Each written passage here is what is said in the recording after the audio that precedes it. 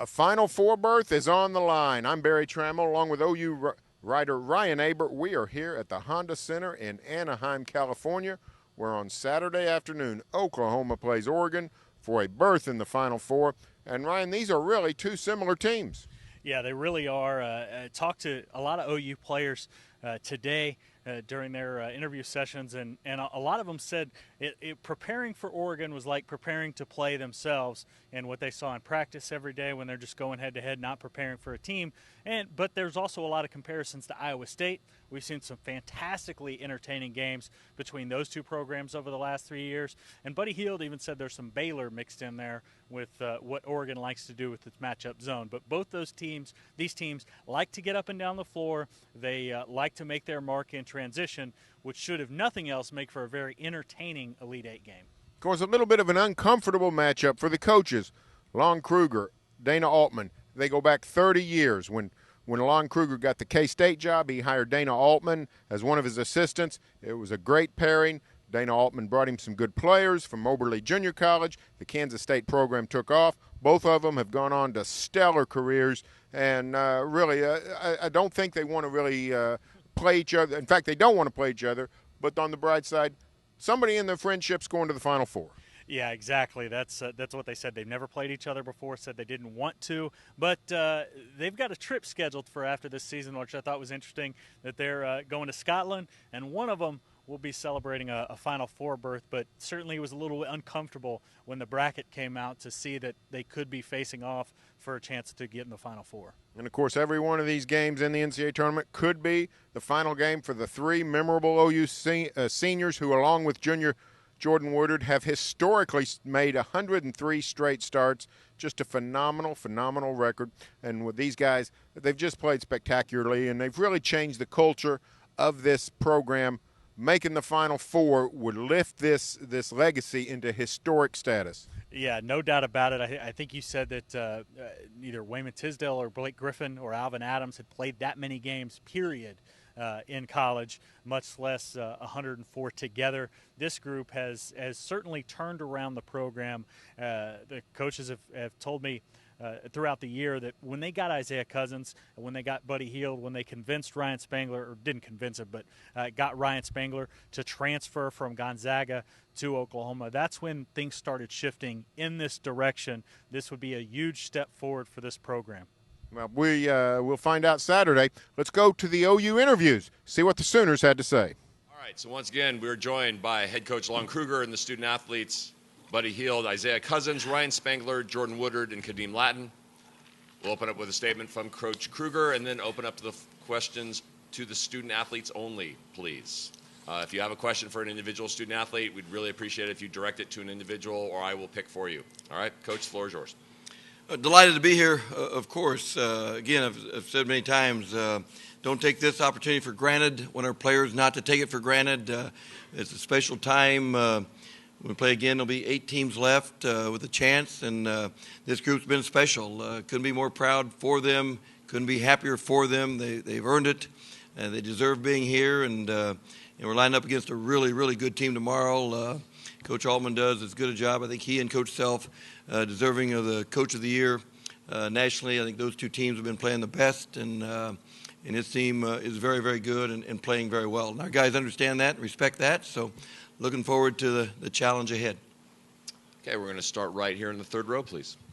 Yeah, Barry Tramel with the Oklahoman. I'd like to ask you 4 veterans that have played together so long. You guys have had a great career, done a lot of things. What would making a Final Four with these guys that you've played with so long, what would that mean to your career and how you might look back on Oklahoma 20, 30, 40 years from now? Let's start on this side and work our way down. It would mean a lot. It'd be special. Me, Isaiah, Ryan, and Jordan, Kadeem tagging on would be a huge help for us too. But we ride and we fight all together. So I think ending on a good note would be special for us. It would be special, like Buddy said, just to be able to go to Houston, cut down the nets, and just play another ball game, play another week lasting here in this tournament. Just playing with these guys, they're great, and just have fun. Yeah, I think, just to end it out on a good note, like they said, just playing with this, it's a special team, And, we've been through a lot together, so it'll be good to, end it right.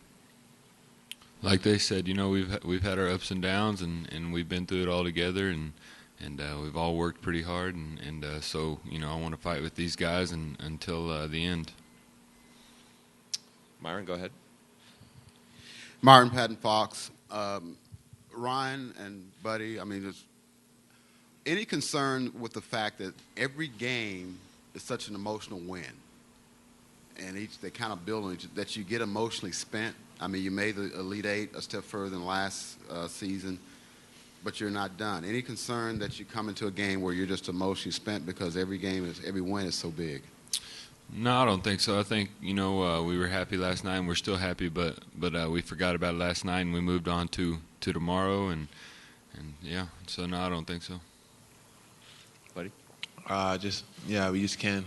We can't get too caught up in everything, but the coach always says every time you get a win in a tournament, you got to be happy and be special because these wins don't come easy. So we're happy now, but we have a big game tomorrow, and sure there'll be a lot of emotions going on, but ready for the fight coming up.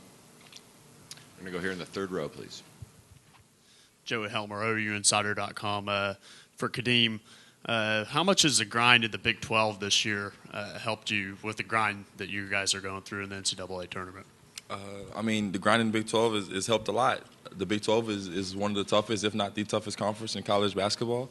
So it really taught us to kind of fight, and it threw a lot of different styles of basketball teams at us. So it really helped us to grow. Right here in the fourth row, please. Garen Amick of the Tulsa World. Buddy, you got a chance to meet with Kobe last night, I guess, after your game. What was that?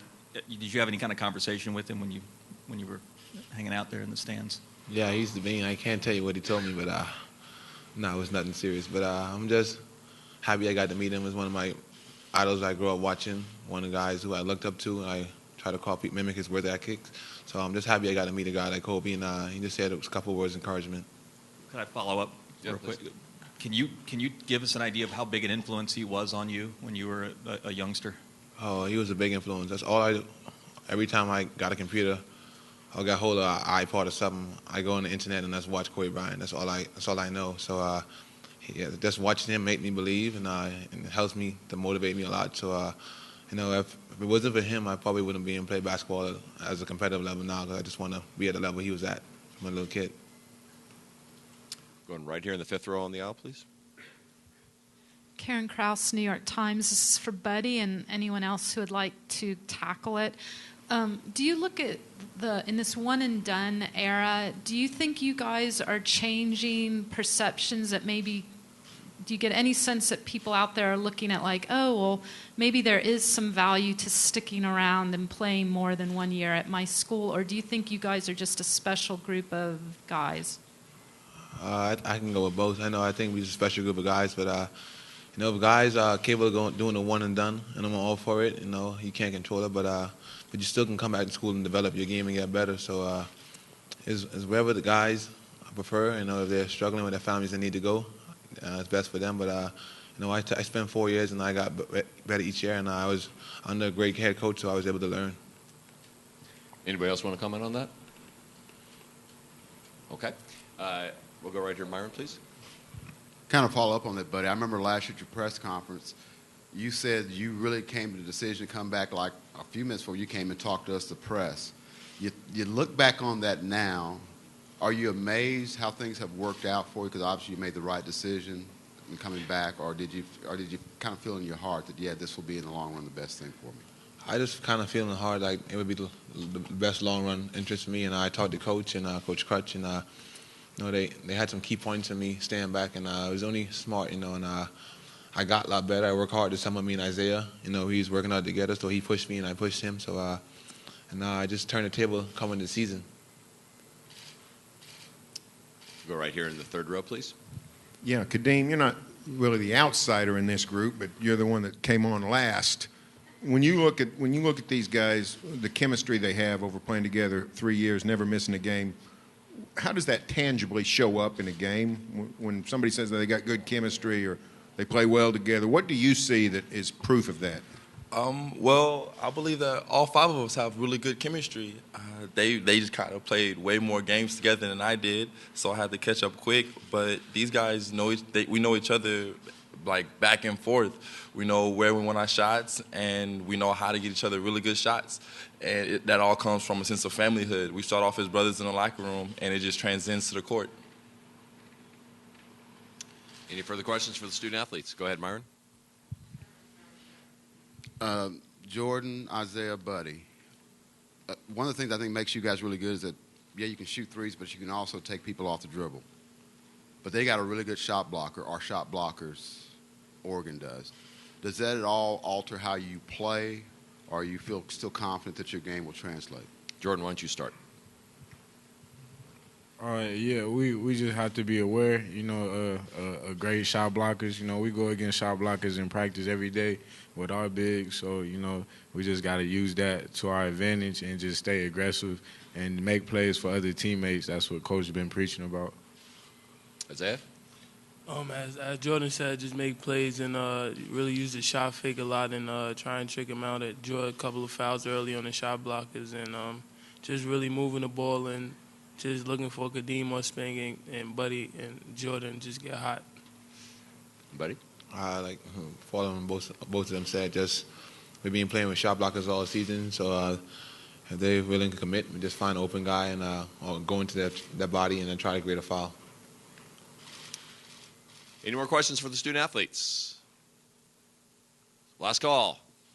All right, thank you, gentlemen. They'll be heading over to the breakout rooms. We'll give everybody a second to get assembled. Breakout room 1 will be Buddy Hield. Breakout room 2, Isaiah Cousins. Breakout room 3, Ryan Spangler. Breakout room 4, Jordan Woodard. Breakout room 5, Kadeem Latin. Give everybody a second to get settled. Again, I'd like to encourage everybody in the back of the room, if you want to move up front, it's a lot easier to see you, and more likely I will call on you first.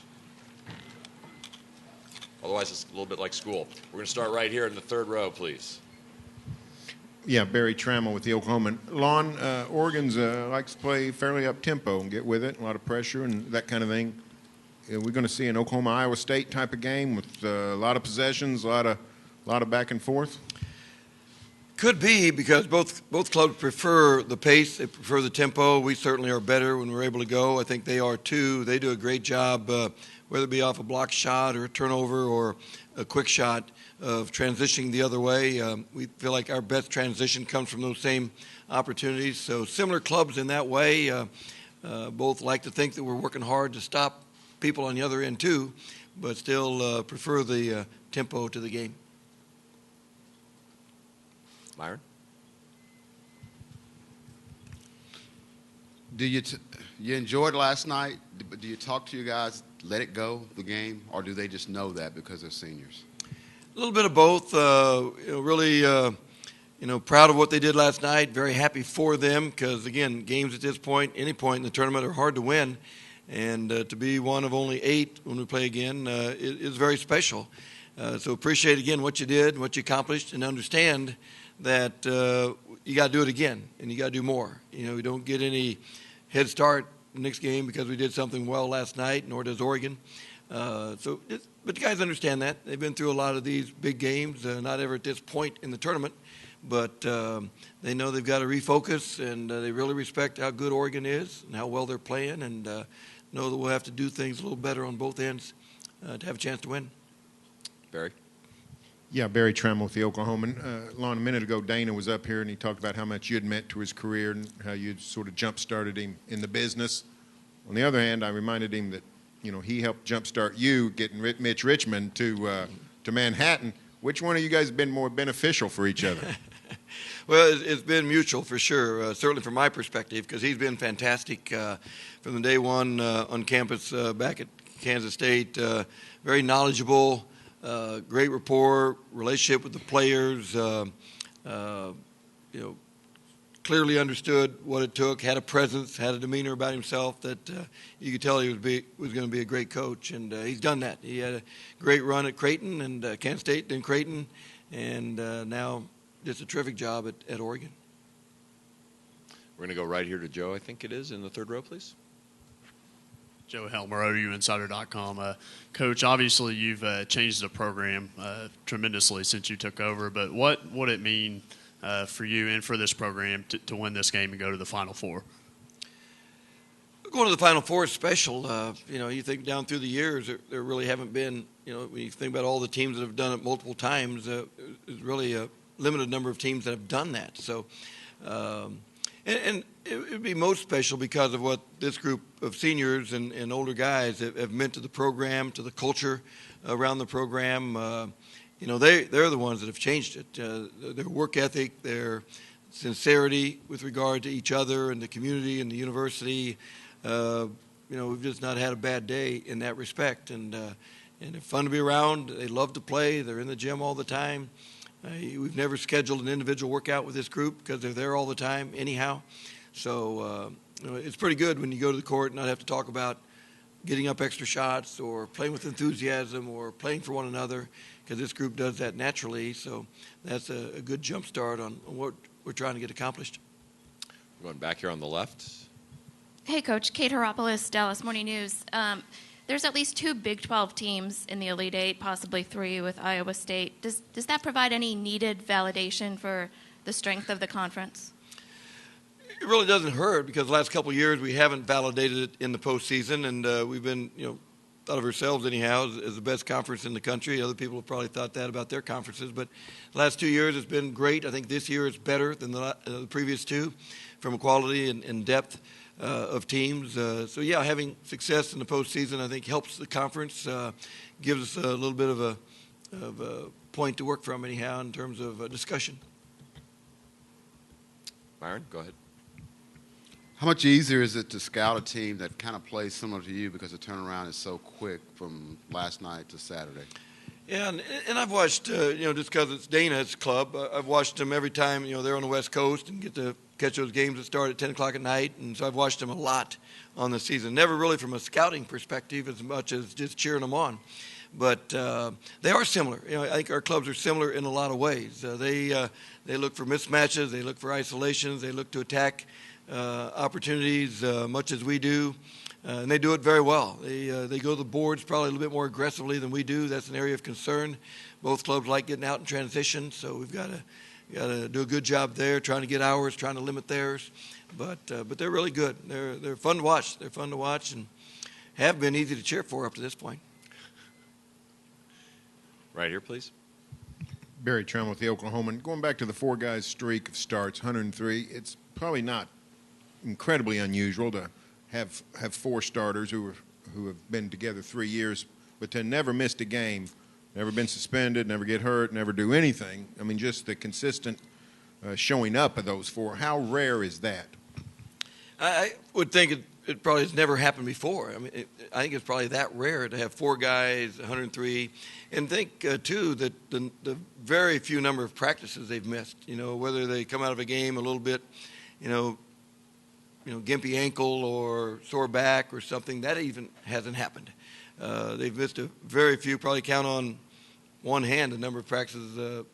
Maybe 2 hands the number that all 4 have missed in the 3 years. So I think extremely rare. Alex Brown, our trainer, Bryce Daub, our strength guy, do a fantastic job. They want us to talk more about that, because they've done a great job with it. But again, guys, they like playing. I think, again, if you didn't like playing as much, you'd probably take more days off of practice. But they don't even think about doing that. So I think it's very rare. Right here on the left, please, in the 4th row, or excuse me, 5th row. Austin Meek with the Register Guard in Eugene. Lon, you and Dana both coached in a lot of different places. Can you recall any conversations you had when either of you was considering a career change, or maybe any advice you ever gave to Dana about finding the right fit in a program? We talk all the time, so certainly when opportunities have come up, we've bounced different things off each other, me off of him, and maybe him occasionally off of me. But sure, yeah, I mean, we're in the business, we've got a handful of coaches that are best friends, and certainly Dana's one of them, without question. So we talk all the time. We probably talk every 10 days or so during the conference or during the year, and congratulating each other on good wins, texting each other more often than that. So we talk all the time. Right here, please. Ryan Cartier, Orange County Register. Coach, aside from just him being the coach of Mitch Richmond, what did you see in Dana Altman when he was first coaching at Moberly? All the things we've talked about. Great relationship with the players, great feel for the game, the X's and O's, fun guy to be around, easy guy to cheer for. Again, just fit very well. And again, I think anytime you watch teams play and you see the relationship that the coaches have with the players and the attention they demand without really demanding it, I think it comes very natural to Dana, and he's been outstanding. Go ahead. Lon, you've been to a Final Four in your career. Dana hasn't. Is there anything that changes for you as a coach when you get there? Certainly, I don't know that you can fully, have that perspective of being in the Final Four unless you've been there. So that changes. Maybe an appreciation for how tough it is to get there, how satisfying it is for the players and staff and everyone involved. The memories that kind of that '94 team at Florida. When we talk to anyone associated with that program at that time, it's obviously a bond there that wouldn't be there if we hadn't been there. Going to the Elite Eight is special too, but Final Four is just a little bit different than the Elite Eight for sure. Any further questions? Last call? Oh, okay, we got one more. Please go ahead right there. Richard Kroon, Bryan College Station. Coach, both teams have starting lineups that they've put down, penciled in all along. Can you talk about maybe Bell and James, who coming off the bench, what difference they could make and how similar they are in making a difference for their team?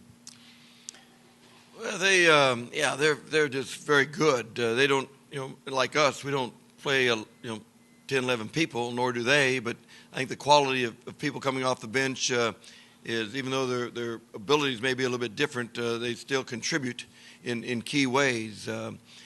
So knowing personnel in this game is extremely important, I think, from our perspective anyhow.